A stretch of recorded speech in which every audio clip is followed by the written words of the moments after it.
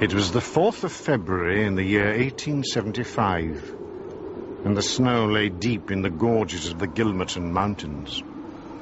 The evening train, which connects the long line of coal mining and ironworking settlements, was slowly groaning its way from Stagville on the plain to Vermissa at the head of the Vermissa Valley, Pennsylvania.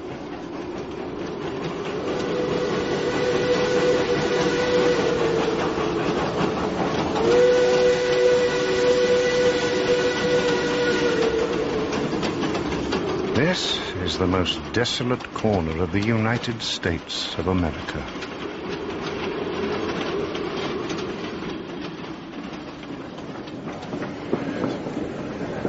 Hobson's Patch, next stop.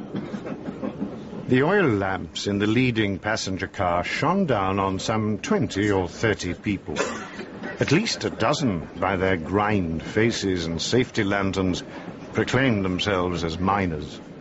The rest were women of the labouring class, local shopkeepers, 2 burly individuals in police uniform, and a young man, fresh-faced, large-eyed and smiling. A young man clearly of a sociable and possibly a simple disposition. Pardon me, friend. You speaking to me? Did he say it was Vermissa next?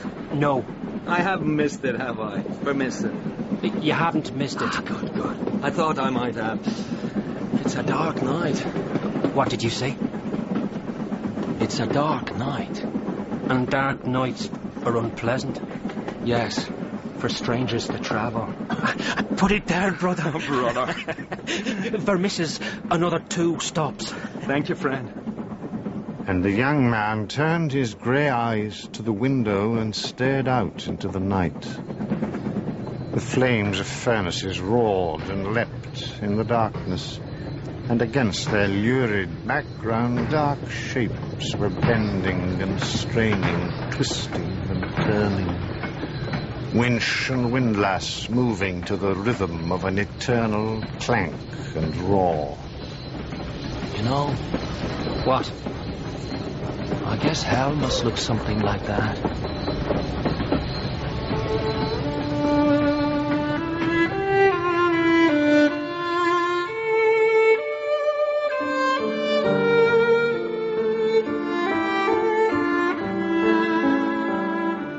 The Valley of Fear by Sir Arthur Conan Doyle, with Clive Medicine as Sherlock Holmes and Michael Williams as Dr. John Watson, Ian Glenn as John McMurdo, and Ronald Pickup as the narrator. Episode 1, The Scourers.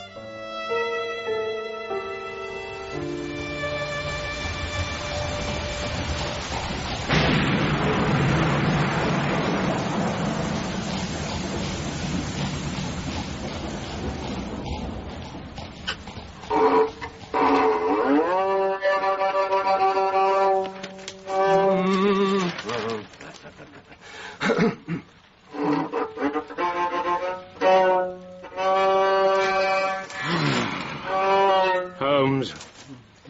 What? Can't you find something else to occupy your mind? Huh? If I could, you think I'd be doing this? Very probably, yes. Isn't there anything in the post? Haven't looked. Why on earth not? Because there's no point. Why should today be any different from yesterday or the day before or the day before that? Oh, it's very logical. Look at the damn post.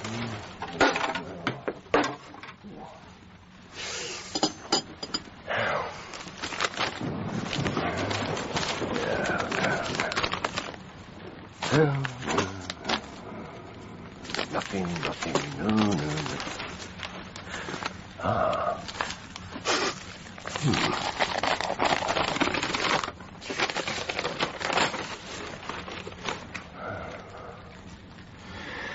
You know, I'm inclined to think... Are you? I can't say I've noticed. Oh, for God's sake, Holmes. Just because you've had nothing to occupy you for a couple of weeks... 5 you weeks. Don't have to... All right, then 5 weeks. You still don't have to take it out on me. 5 long, sterile weeks in which the only intellectual problem that's presented itself is what fatuous interruption I can expect from you. Now, you're not even making sense. If you've had nothing to think about, how can I have interrupted you? Dear God, I must be the most long-suffering individual in London. Coffee? No, thank you. And this morning, I do have something to think about. So there was something in the post? Yes.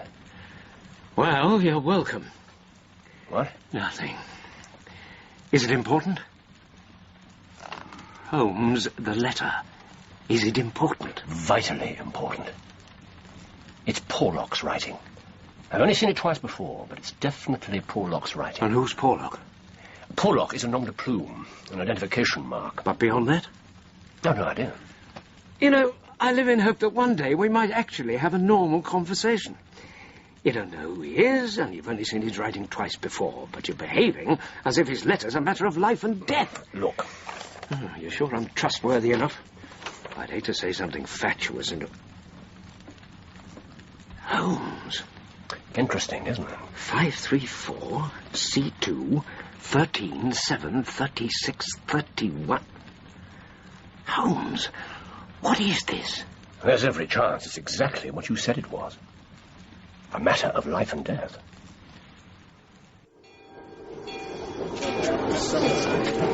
You didn't tell me this was your stop too, brother. Wait.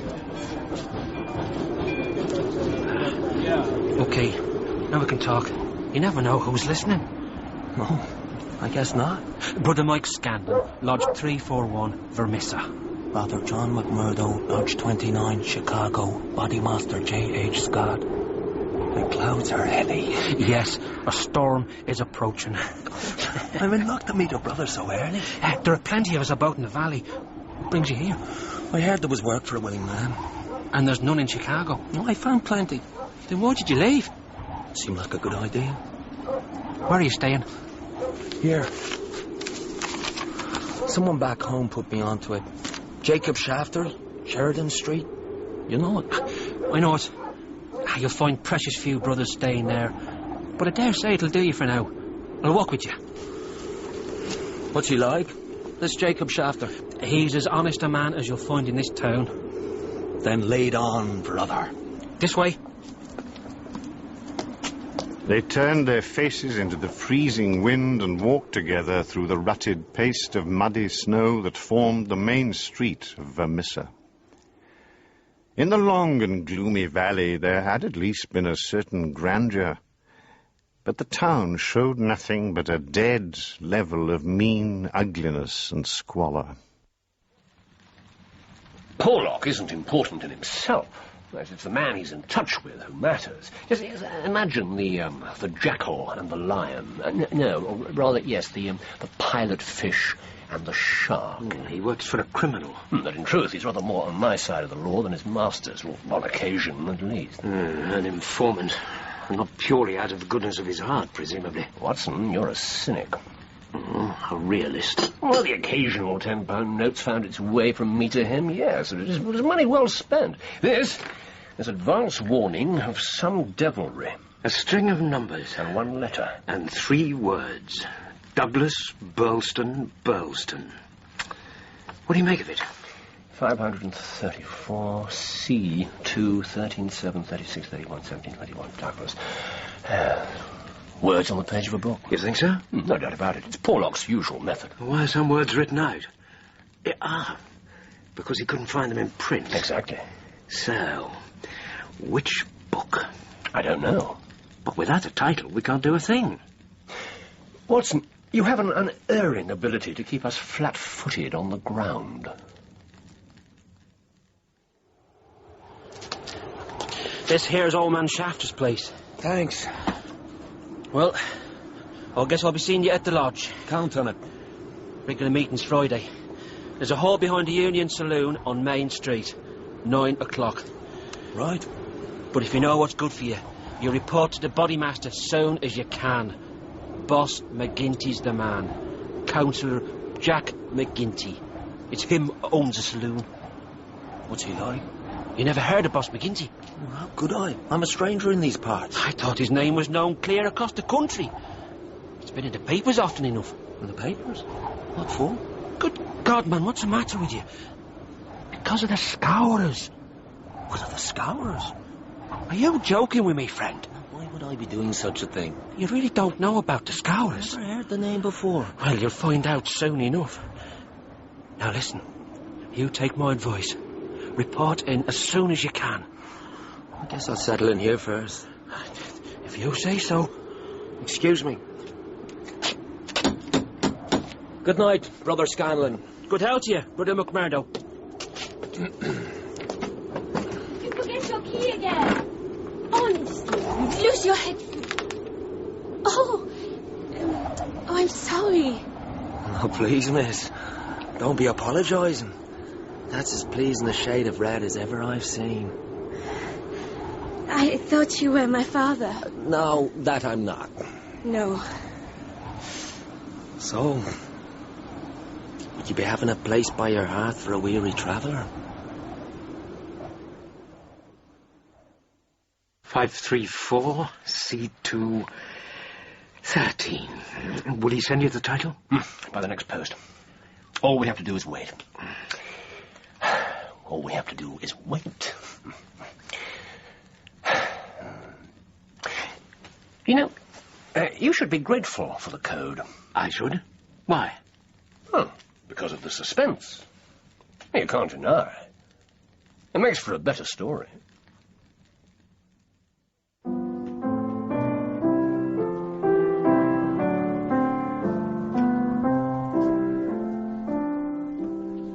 And if you come when all the flowers are dying, and I am dead, as dead I well may be, you'll come and find the place where I am lying, and kneel and say an Ave there for me. John McMurdo was a man who made his mark quickly. Wherever he was, the folk around soon knew it. When the honest foremen and commonplace clerks who were shafters' boarders gathered of an evening, it was McMurdo's jokes which were the readiest, his conversation the brightest, and his song the best. And I shall hear, though soft, you tread above me, and all my dreams will warmer, sweeter be, for you will bend and tell me that you love me, and I shall sleep in peace until you come to me.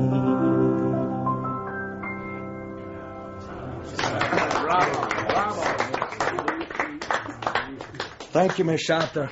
That was as fine a bit of piano playing as I've heard. Oh, Mr. McMurdo, that was so lovely.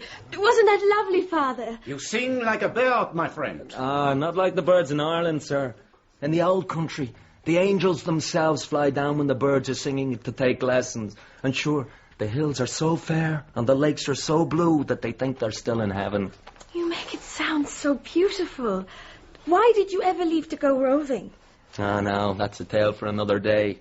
A story of wonder and wistfulness, so it is.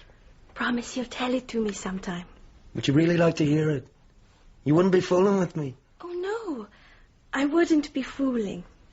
Miss Shafter, one day you'll know everything there is to know about me. I give you my word. Was it because of a woman? What was that now? That you went adventuring. Did you leave behind a wife in County Monaghan? A wife? No, I've no wife. Sure, I've never found the right Colleen. Not until now, that is. No, don't say that. What? You mustn't. There's someone else. What do I care about that? I love you, Etty. But you've not been here a week. You can't be serious. Yes, I can. Oh, God, I don't know. John, I want to believe you. But I can't. I mustn't. Etty, why are you so scared? You mustn't ask me. She's right to be scared. Mr. Shafter? And you should be scared too. Damn! What does he say? It's too dangerous. He suspects me. Burn the code message, Porlock. Damn the man. Oh, how can he be so careless? For God's sake, he might be in terrible danger. Where's that first letter? Oh, you threw it on the table here. Shall I burn it for you? No! But it's what he wants you to do. I don't care. This is too important to drop. But it's useless. We can't decode it. Can't we? My Eddie's already pledged to Ted Baldwin. Who the devil's Ted Baldwin? He's one of the scourers. The scourers again. It seems to me in this town it's scourers here and scourers there, and always in a whisper. Who are these people? They're a murder society. What? And when they don't murder, they maim and destroy. They make good men pay them for protection, and they arrange for accidents if the money's not there, regular as clockwork. Everyone knows it. Everyone knows it? Then why haven't they been brought to justice?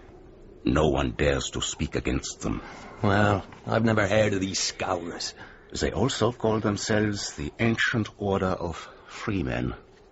The scourers are the free men? So, you've heard of them at least. Heard of them? Sure. I'm a member myself. You? And why shouldn't I be?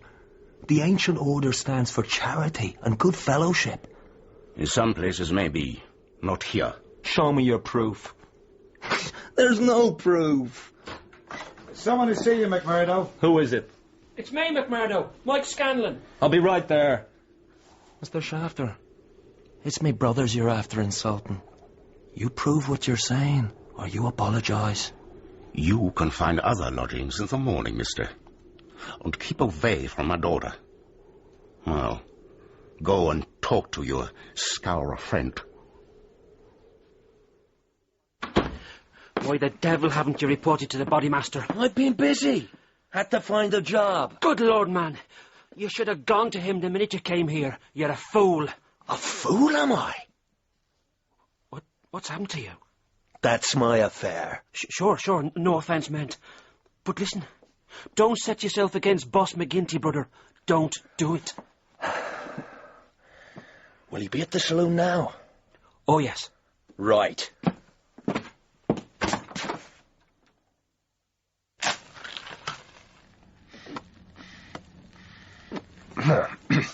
And the reference is to a book. That's our point of departure. Pretty vague one. Perhaps there are points which have escaped your Machiavellian intellect. Perhaps there are limits to my patience. If there were, I would have driven you to them years ago. A book. Now, what clues do we have? None. No, it's not quite as bad as that. Now, look here. Now, how does it begin? 534, C2, 1310. But the 534 is larger than the other numbers. Yes, obviously. No. Written larger. Oh, I see. Yes, it is. Yes, it is, because 534 is the page number. Holmes, if you know all the answers, why are we playing this I don't ridiculous know game? all the answers. I merely know how the code works, and this is no game. All right, 534. So, our book's become a large book. C2. Chapter 2? Hardly. For one thing, if we have the page, the chapter number's immaterial. And for another, if page 534 only finds us in the second chapter... Then the first must have been pretty intolerable. Column 2. Brilliant, Watson. You're scintillating this morning. A large book printed in double columns. Now, this man, Porlock, he wouldn't have used just any book. For the code to work, it had to be a book that you could lay your hands on. Yes, he has a copy, and he expected me to have one too. In short, it's a very common book. The Bible? Now, too many different editions. Now, Porlock knew for certain that his page 534 would agree exactly with my page 534. Bradshaw's railway timetables. Now, Bradshaw's vocabulary is nervous and tense, but somewhat limited. No, not really suitable. Dictionary? No, there's too many different ones. And what's left? An almanac. Whitaker's Almanac. Excellent, Watson.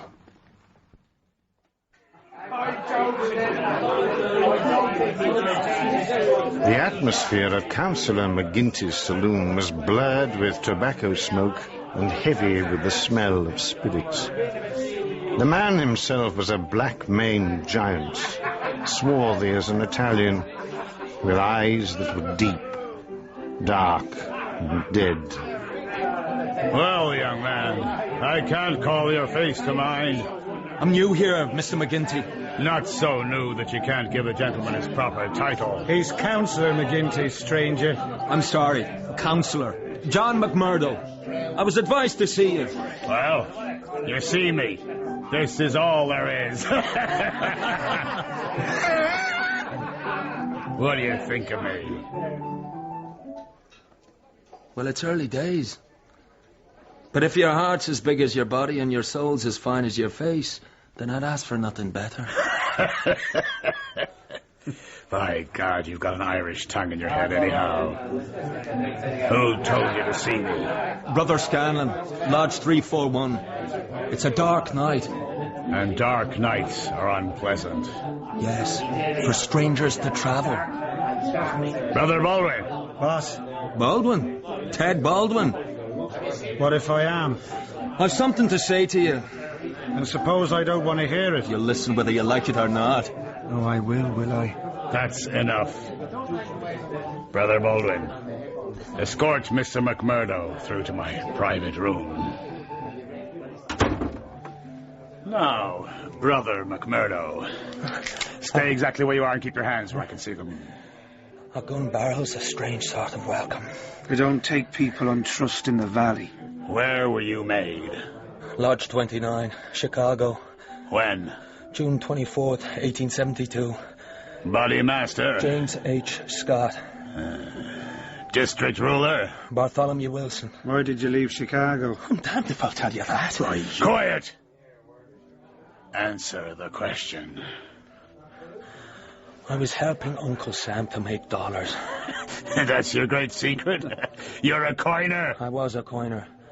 Then I moved up some. I killed a man. You're all talk. You don't have the guts. Why did you kill him? He threatened to squeal on me to the cops. And so you killed him. Why'd you come here? Because I read in the papers you weren't too particular in these parts. Yeah, so you claim to be a murderer, and you came to my town because you thought you'd be welcome. Mm-hmm. That's about the size of it. Regular lodge meetings Friday. I know it. Hole behind the saloon. 9 o'clock. Be there. Whitaker's Almanac. Right. Yes. Rather reserved in the beginning, positively garrulous towards the end. Page 534. Column 2. Column 2, the trade and resources of British India. The first number's 13. 13. Maratha. Not a very auspicious beginning. 7. Government. Well, at least that makes sense. Doesn't seem particularly relevant, though. What's next? 36. 36. Well, what does the Maratha government do? Holmes? The next word is pig's bristles. John! John! Wait! Oh, Eddie. What are you doing up at this hour? Where's your father? Still asleep. I had to see you before you went. He's forbidden me to talk to you. I know. Where will you go? I've got a room at another house. Widow McNamara's. Some friends arranged it. I know the place. John, I'll try to see you there. Etty. Ted Baldwin. Father shouldn't have told you. I'm not scared of a man like Baldwin. Well, you should be. Oh, John, why couldn't you have come here sooner? And if I had, suppose I'd been first.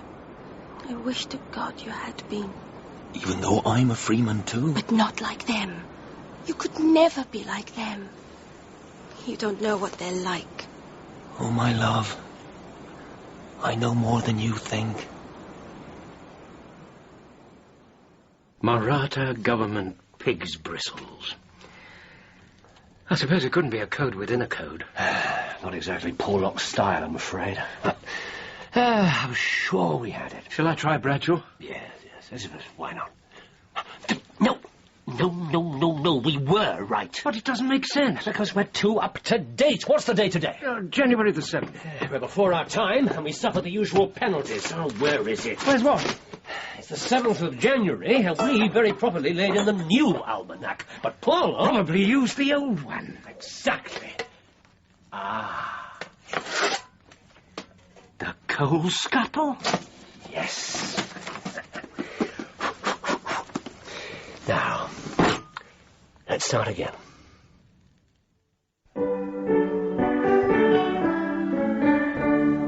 The minstrel fell, but the foreman's chain could not bring that proud soul under. The harp he loved ne'er spoke again, for he tore its chords asunder, and said, no change shall sully thee, thou soul of love and bravery. Thy songs were made for the pure and free, they shall never sound in slavery. Thy songs were made for the pure and free, they shall never sound in slavery.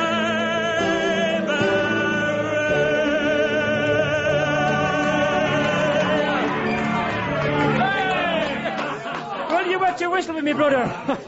Take my advice, man. Set yourself up for the meeting tonight. I'll put your money away, brother. Councillor, another round for my good friends here. Throwing your money around, McMurdo? I'd buy you a drink, Brother Baldwin, but sure, my pocket's suddenly empty. I've been down to Jacob Shafter's. I've had words with his daughter. Have you now? And what did she tell you? Are you two fighting over some woman? I say, my claim has priority. And I say she should be free to choose between us. Free to choose. And what does the bodymaster say? No brother can lay a claim over another.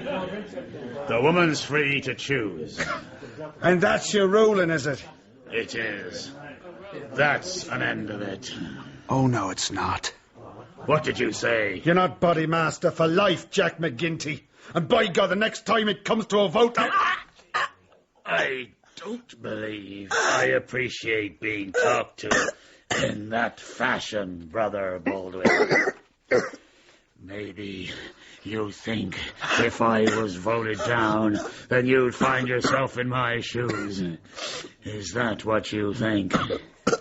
And maybe you're right. But so long as I'm the chief, I'll have no man lift his voice against me or my rulings. Do you understand me? I understand. Can a body get through to the bar in this house? Never let it be said an officer of the law couldn't get a drink in my saloon. Make way there, lads. Thank you, Councillor. Whiskey straight. You'll be the new captain. Captain Marvin. I'll be looking to you, Councillor, and all of you other good citizens to help me uphold the law in this town. We've got our own police in Vermissa. We don't need any imported goods. Especially not the paid tools of the mine owners. Well.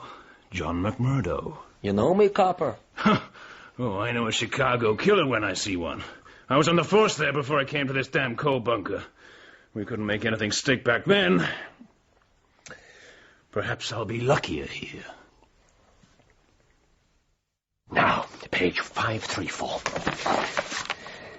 Yes. Second column on word 13. There. Much more promising. 7. 7. There is. 36. What does it say? There is danger.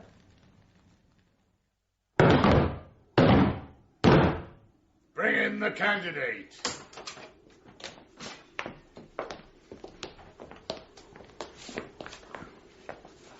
Unbind his hands. leave his side.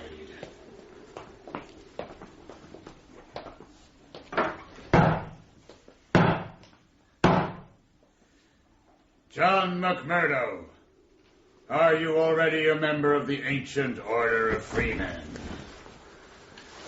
I am. Your lodge? Lodge 29, Chicago. Dark nights are unpleasant. Yes, for strangers to travel. The clouds are heavy. Yes, a storm is approaching.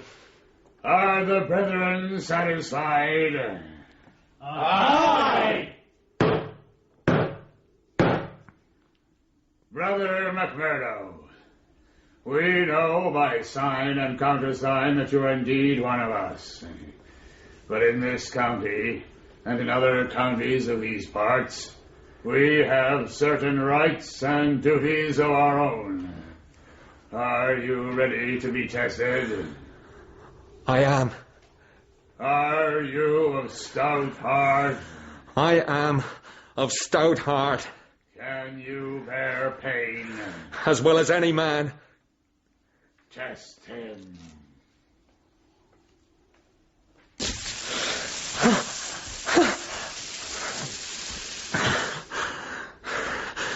I can take more than that.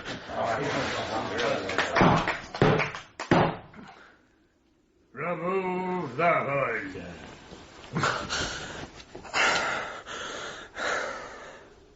John McMurdo looked down at his right arm. There, on the flesh of the forearm, a wisp of smoke still rising from it, was a clear-cut circle with a triangle within it, deep and red, the brand mark of the Scourers. It's done. It's done. Read it back, Doctor. There is danger. Confidence is pressing. Douglas. Rich countryman, Burlston House. Burlston. What do you think of pure reason and its fruits? If the greengrocer had such a thing as a laurel wreath, I'd send Mrs. Hudson round to fetch it. It's a pretty curt sort of message. Well, he's done remarkably well. When you've only got a single column to choose words from, you're bound to have to leave something to the intelligence of your reader, which fortunately was well up to the task. Some devilry planned against a Mr. Douglas, a rich country gentleman of Burlston House. Burlston. Whatever that is. Confidence is pressing. Oh, really, Watson, you're supposed to have a way with words. Porlock's confident that the danger's pressing. Confidence was the best he could do. Well, can we find this Douglas and save him? Of course we can. Ah, hello, a visitor. A client? Oh, that ring had an unmistakable touch to it. That's all right, Mrs. Hudson. The gentleman knows the way. Who is it? You're an early bird, Mr. Mac. Ah. I wish you luck with your worm. Come in, come in. Good morning to you, Mr. Holmes. Doctor. Inspector MacDonald. I fear this means there's some mischief afoot. Oh, now if you'd said hope instead of fear, it'd be nearer the truth, I'm thinking. Cigarette, Inspector? No, I won't smoke, thank you. I must be pushing on my way. The early hours of a case are the precious ones, as you both know full well. But... Mr. Mac, what's wrong? This note. Man, this is witchcraft. Hardly that. Mr. Holmes, where did you get this? Why? What's amiss with it? Amiss with it? Douglas at Burlston House? You know him? Well, I'd hardly say I know him, Doctor. Jack Douglas.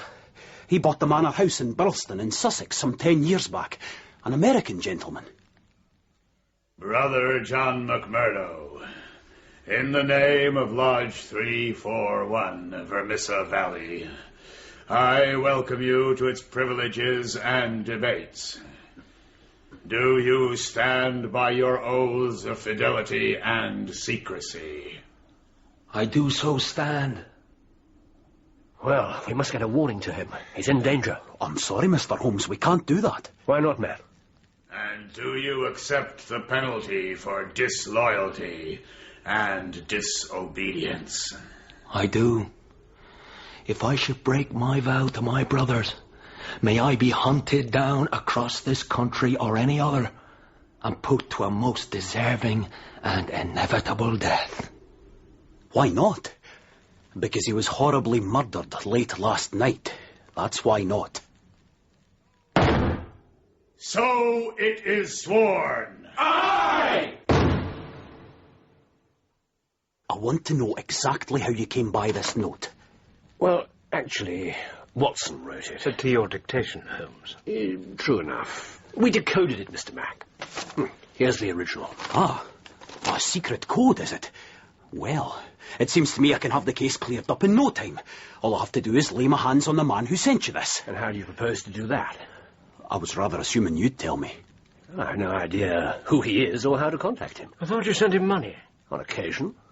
Posted to Camberwell Post Office. And you've never troubled to see who called for the letters? When he first got in touch with me, I gave him my word that I wouldn't try to trace him. You give your word to a criminal?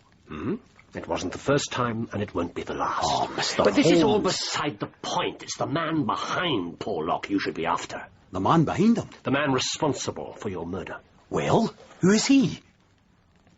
His name is Moriarty. Ah. I've never heard of him. Maybe not, Doctor, but I have. Ah, so he's known to the police. Oh, aye, he's known right enough. Professor James Moriarty is one of the most respected academics in the country. He has honorary doctorates from Oxford and Cambridge. He writes books that no one else in the world can understand, and he lectures in mathematics. Perfect cover. Oh, Mr. Holmes, I really don't want to go through all this again. Moriarty is behind this murder.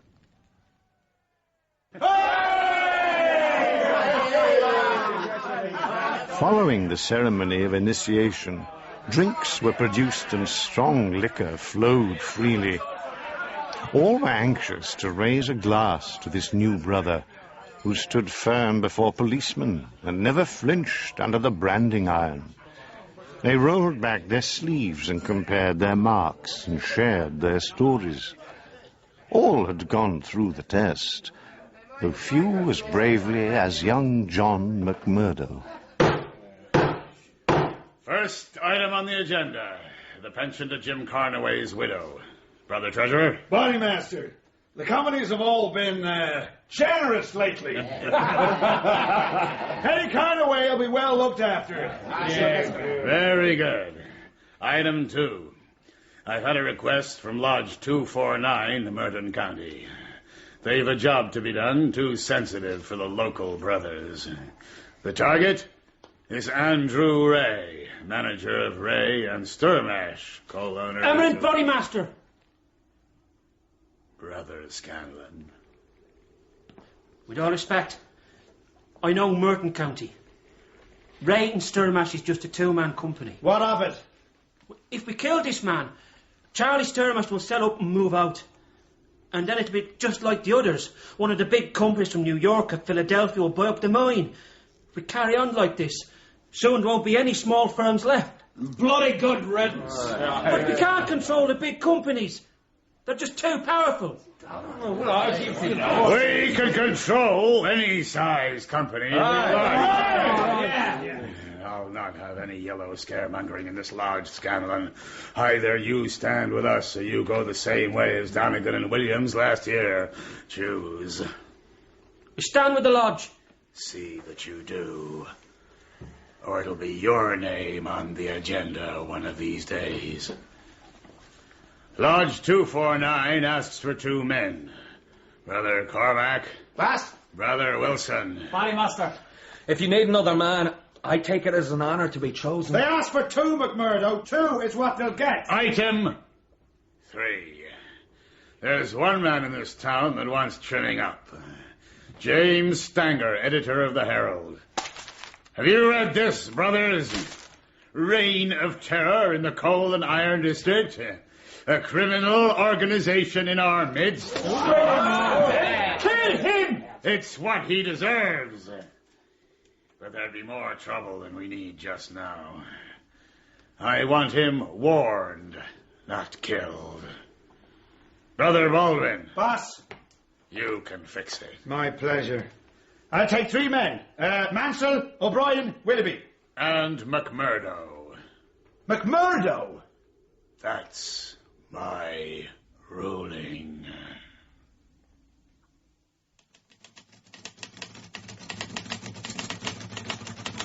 Hey! Help! No! Stanger! This'll teach you to print your damn lies, eh? Call me a criminal, will you? Easy, man. Baldwin, for the love of God! Shut him up! That's enough! Keep out of this! That's enough, I said! Get your hands off me, you damn traitor! Stand away from him, Baldwin, or I'll blow your face off. By God, you are a traitor. For God's sakes, hurry yourselves! The street's awake! Go on, lads. Scatter! Ted! Come on, man! I'm coming! McMurdo, don't think that this is over.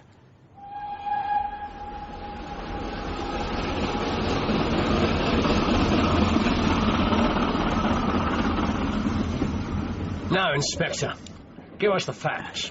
Mr. Jack Douglas was found dead just before midnight last night. Extensive injuries to the head. No arrest has been made. Those are the main points from the official report. What about the unofficial report? Now, what makes you think there is one? Oh, come on, Mr. Mack. Takes a lot more than that to bring you round to Baker Street. Aye, Doctor. You're quite right. Here you are, gentlemen. A private note from the local man, White Mason. Very reliable. Mr. Holmes. Mac, don't waste a second. Extraordinary features, perplexing details. Bring Mr. Holmes and Dr. Watson if you can. This case is a snorter. Councillor McGinty, this is an honour. I'm not usually much of a visitor, but I thought I'd stretch a point. I hear you pulled a gun on Brother Baldwin last night. I did, and I'd do it again. Where I come from, the orders of a bodymaster are to be obeyed without question. Baldwin was set to murder the man. He called you a damn traitor. And at any other time I'd have killed him for it. But it was more important to get the man away and protect the lodge. You did the right thing. I'm grateful. Freeze the pair of you! What's the meaning of this, Marvin? I thought you'd be getting into trouble, Mr. Crooked McMurdo. You're coming with us. What am I being accused of? This man is a friend of mine. I'll answer for his conduct. Is that so? Well, Mr. McGinty, you may have to answer for your own conduct one of these days. Give me a pistol, McMurdo. There. But I'll ask you again, Captain. What is it you think I've done? You were involved in the beating of old Stanger at the Herald office last night. Drop this now, Marvin. Save yourself a deal of trouble. What's that supposed to mean? This man was with me in my saloon last night. We played poker till first light. And I can bring a dozen witnesses to prove it. Not guilty.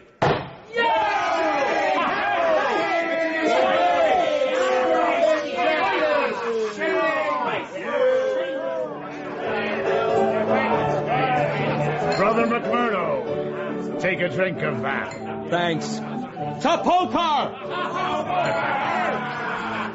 That's a fine drop of whiskey.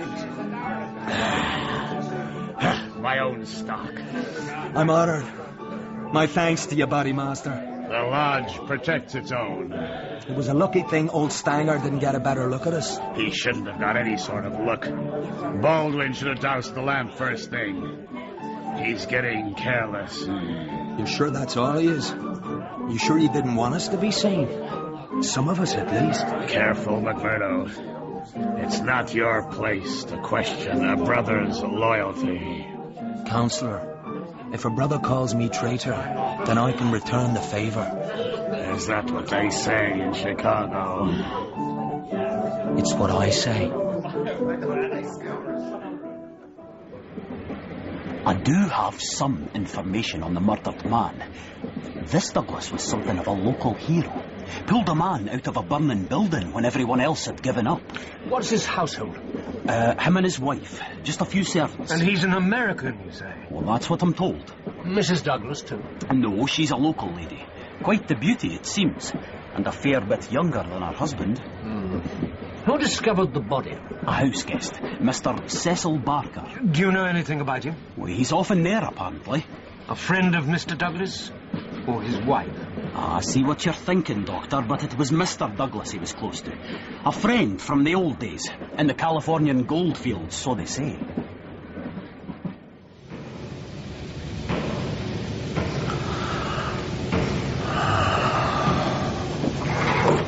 Surprise! What the hell? Etty! My God. Etty! For pity's sake, John. You shouldn't go sneaking up on a body like that. I wanted to see you. And I try and strangle you. Oh, come here, my darling. Let me make it up to you. Why were you so scared of me? Sure, I was thinking of other things.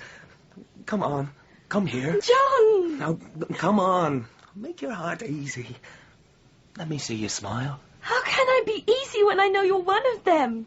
A criminal. We're just poor men trying to get our rights. Give it up, John. I beg you. I can't break my oath.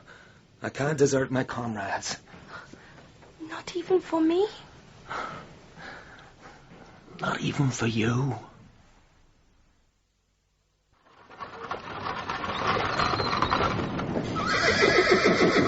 Burlstone Manor, gentlemen. Thank you. That's not a house, it's a fortress. Aye, that's the word for it. Jacobean. Built on the ruins of something much older. Probably 11th century. That really would have been a fortress. This is enough of one for me. A moat and a drawbridge. One. That drawbridge still works. See the oil on the chain? Not from here, no. Some of the winding gears, almost new. Interesting. This Mr. Douglas valued his security. Jacobean, you say? Yes, why? Oh, I was just thinking. This house has seen 3 centuries of births and homecomings, and country dances and hunts and happiness. Thank you, Watson. And now, in its old age, this tragedy. Mind you, it's a fit setting for a murder. Silent as a churchyard and dark as a tomb. Beautifully put. You'll probably double the circulation of the Strand magazine. Mr. MacDonald? Oh, wait, Mason. Gentlemen, good morning to you. Good morning. Oh, Dr. Watson. I hope we'll all have a place in the book when the time comes, eh? Mr. Holmes? Mr. White Mason? Oh, this is something after your own heart, gentlemen. A snorter. A real snorter.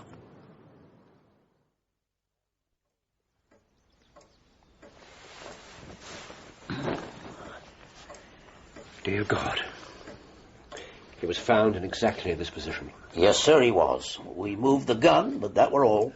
Where exactly was the gun? Across his chest. Excuse me. Yes. It was a double-barrel shotgun. It was.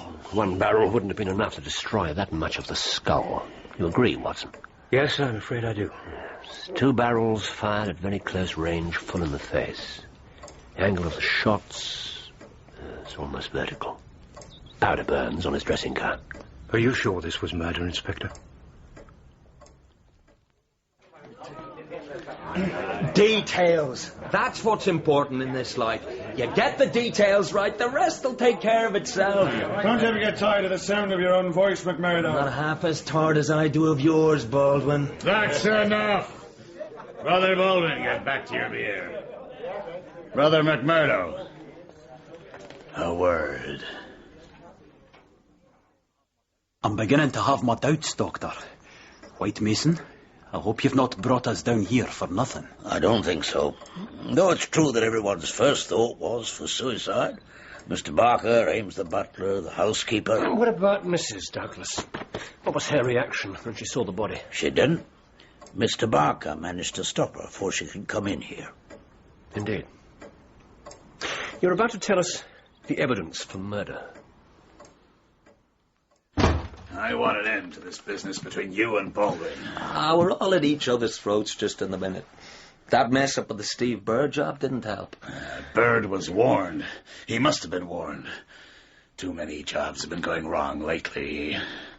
We might have a squealer. Not necessarily. That new captain's too sharp for his own good. Maybe. You want him taken care of? It's too risky. This is a war. There's always going to be risks.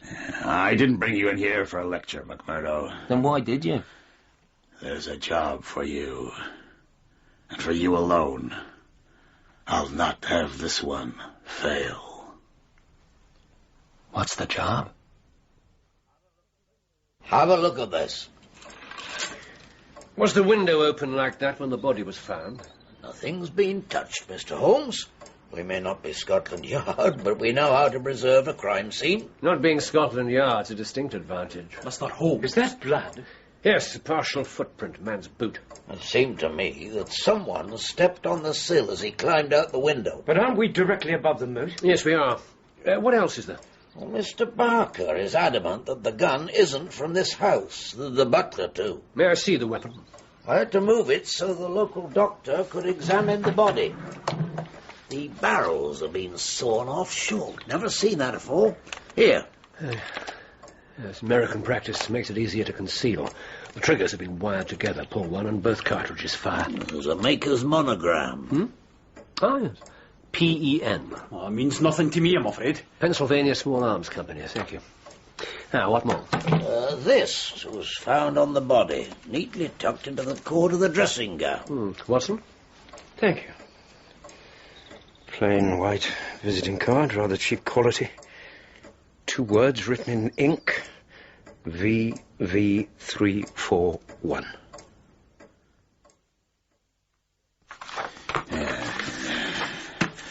Chester Wilcox, chief foreman of the Iron Dike Company.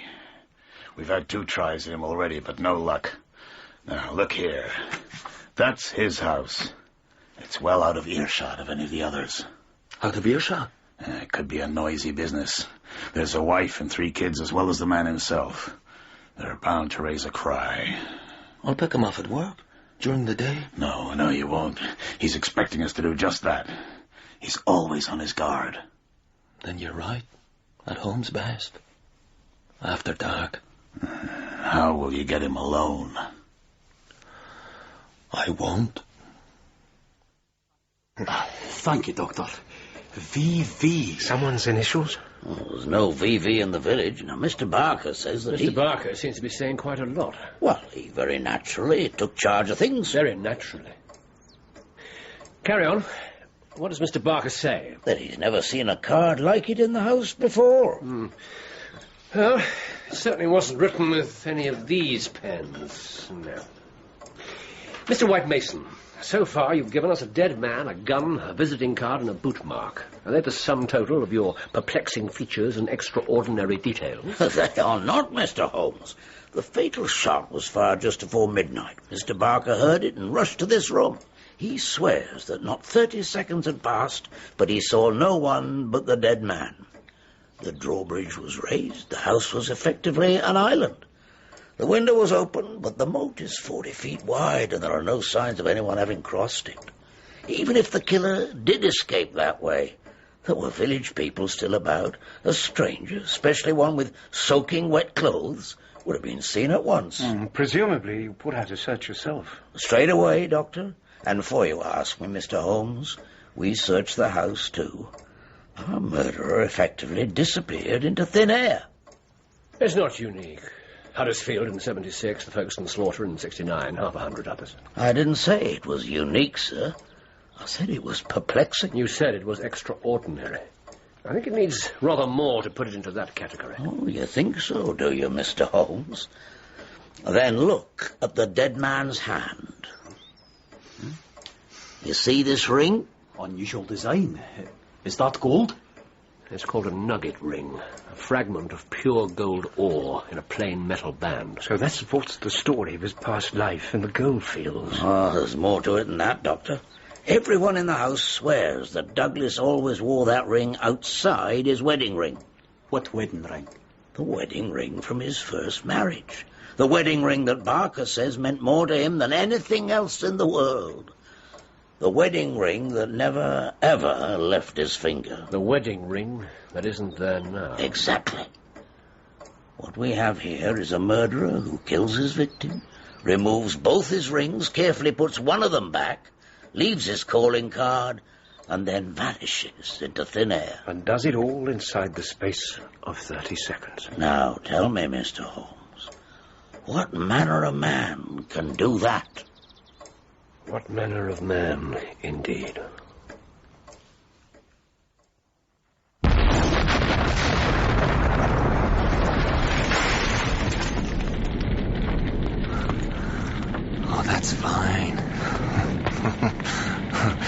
That's very fine.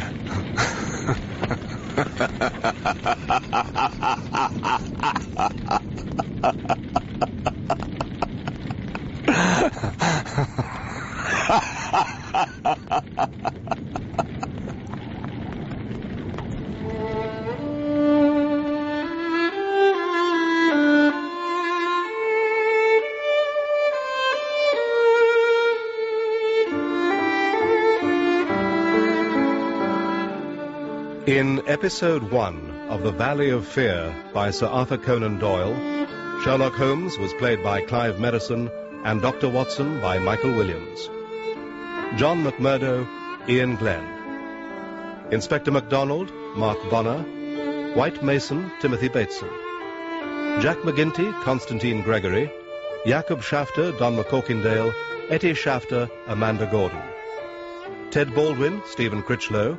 Mike Scanlon, Peter Gunn. Captain Marvin, Jonathan Keeble. The narrator was Ronald Pickup. Other parts were played by members of the cast. The pianist was Michael Haslam. The violinist, Abigail Young. The Valley of Fear is dramatized for radio by Bert Cools and directed by Enid Williams.